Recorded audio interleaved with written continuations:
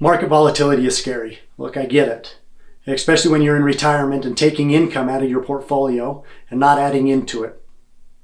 It's easy to get nervous and make rash decisions during these times. Today I'm going to share 5 tips that will help you make good decisions even when the market is choppy.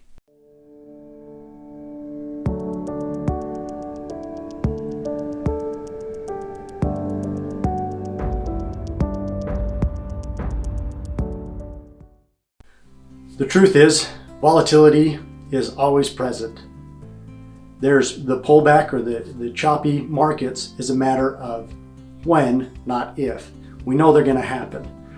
They've happened in the past and we know they're going to happen in the future. And so the first piece of advice is not to panic. It's easy to make an emotional, rash decision in the moment, to make a panic-induced decision. When those emotions are high, it's hard to make good financial decisions. So we recommend taking a step back and not panicking. It's easy to say now when the waters are calm, but when they're choppy, it's a little more difficult. That's the first thing to remember, is not to panic. The next thing to do is look at your overall portfolio. If established correctly, you should have short, intermediate, and long-term investments. The short-term will help protect the long-term volatility. And by doing that, it'll allow you some peace of mind today to ride out the rough times. So look at your overall portfolio construction and make sure you have adequate amounts in each. Because when the markets get choppy, it's easy to make poor decisions because of the volatility on the growth or the stock side is generally where it comes. The third thing is to have a well-developed financial plan. A plan is not something that you do one-off. It's an ongoing that changes with your circumstances and goals. A good financial plan will have not only elements of your future goals and desires, but also how to handle and what decisions will be made when the market is choppy. One area to look at is to keep in mind that all these are set up to help you keep an eye on the long term, not the short term. When making investment decisions, you're often making them over years when the market volatility happens over days. So keeping an eye on the long term through a well-developed financial plan will help keep you peace of mind through the rough times. The fourth thing is don't over-rely on the media.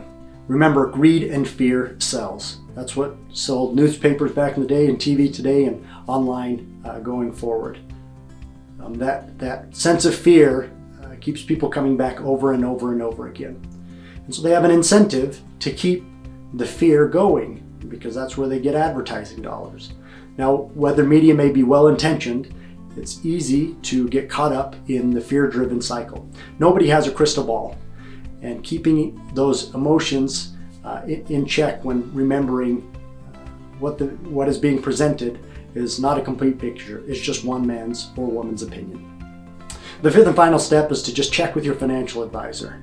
Volatility is hard on everybody, but when you go through volatility by yourself, it's even more difficult. Having somebody to talk to who's in the same boat as you are, invested right alongside you are, can help bring peace of mind and maybe highlight some potential changes to make the road easier for you. In conclusion, volatility is scary for everybody, but going through it, you don't have to go through it alone. Having somebody in your corner, in your same boat, is essential through the tough times. If you are looking for a second opinion or have questions about market volatility, give me a call, Garrett Smith, 801-476-1200.